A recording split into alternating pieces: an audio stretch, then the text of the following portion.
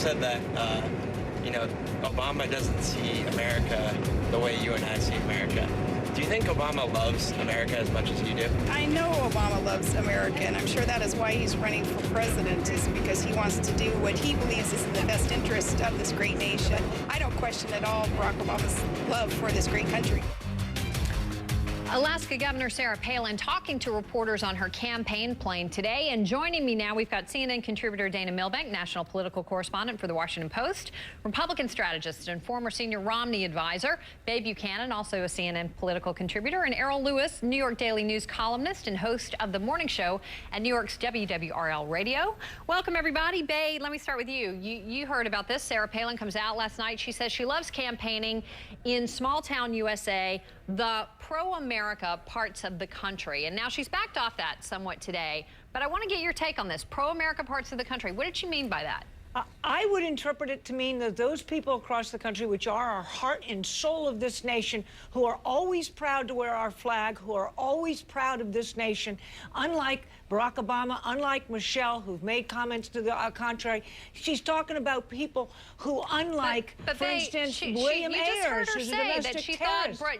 She just disagreed with you in the soundbite. You just heard her speak a moment ago. That she is aware that there's people all across this country who do indeed love the country and are proud always, but there also are people who are not. Look at the universities who teach the worst, focus on the worst about this country, and teach that part of the history. And look at churches like Reverend Wright's, where they actually talk about hatred for this nation and for our people. There are pockets that aren't as proud of this nation. So is it your view, Babe, that no one's allowed to criticize America? Criticizing is one thing. Focusing on what is bad, making certain people feel that this isn't the greatest nation in the world. Reverend Wright is a perfect example, and he's been raised in this campaign. It's a legitimate issue in this campaign. You have Michelle Obama only this year. Unfortunately, you're the only one in the campaign who wants to bring it up. But let me go to Errol Lewis on this. Is this not classic Palin, I guess? She's out there. Her job, her mission, clearly, is to rally the base. Is that what she's trying to do? She's trying to rally the base. Unfortunately, trying to rally the base is not going to win the election at this point. We know that there are a handful of battleground states. We know that the independent and undecided voters in those states are really going to be the margin of victory here. So what Sarah Palin is doing is, I think, trying to rally the base, but it's kind of the wrong tactic. I mean, those people in the small towns that Babe Buchanan says are the real Americans who always wear their flag pins and so forth, I don't know that any of them were going to vote for the Obama ticket anyhow. So, what she's doing in that case, I'm not entirely clear on. It's one of the reasons, I think, why the McCain-Palin ticket is behind in the polls, including in most of the battleground states. Dana Milbank, where are the anti-America parts of the country? Is it right here in New York City? Well, unfortunately, yeah, I think we may not be qualified to judge, since you in New York and Bay and I are down here in Washington, definitely in the anti-America America tonight. But there is a danger of a bit of a backfiring here.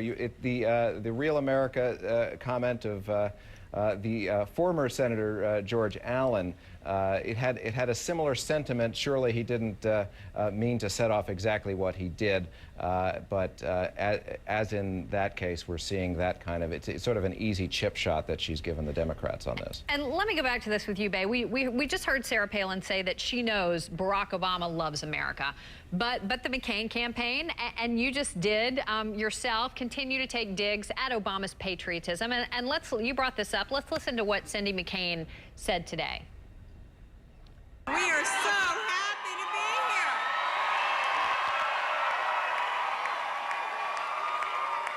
It feels like coming home when we come to Florida. Thank you. And yes, I always have been proud of my country. And as you know, Bae, I mean, right there, that was a dig at Michelle Obama. Sure. Not the first time we heard this from Cindy McCain. She said it before, and then she took it back after she said it, saying she wished she hadn't, that she should duct tape her lips. But today, she goes ahead, she says it again. What's up? Well, it's a very legitimate point to make. You know, the candidate and a candidate's wife, what they say, what they do, who they associate is a legitimate point of discussion and a debate. And Michelle Obama said very clearly, right after her husband, I believe, won Iowa, this is the first time she's been proud of this nation, of America. And what I think Sarah Palin is making the point, as well as Cindy McCain, is that they are people and they relate to people who are always proud in the tough times as well as the good times. We are proud to stand up tall as Americans. And that's Michelle Obama made it clear that that's not the case for her. Dana, can this line of attack work? Are voters responding to it?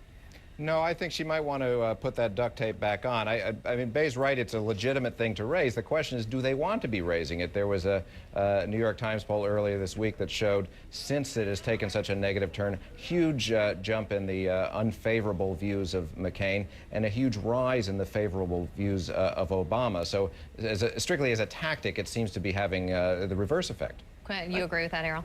Oh, absolutely. Listen, I'm trying to divide people. I mean, it doesn't work. It barely worked in the last 2 election cycles. It's not going to work this time because no matter how many monsters you try and pull out of the closet, the whole cast of characters, the Bill Ayers and the Jeremiah Wrights and this one and that one and even the candidate's wife, nothing is as scary as the economy, as the trillions of dollars being lost, people's retirement funds, their future, their jobs. That's real scary, and that's real. That's not some imaginary... And it does seem to be trumping pretty much any other message that either of the candidates is trying to get out there. Okay, many, many thanks to our panel, guys. We're out of time. Appreciate it, though. Coming up, the campaign just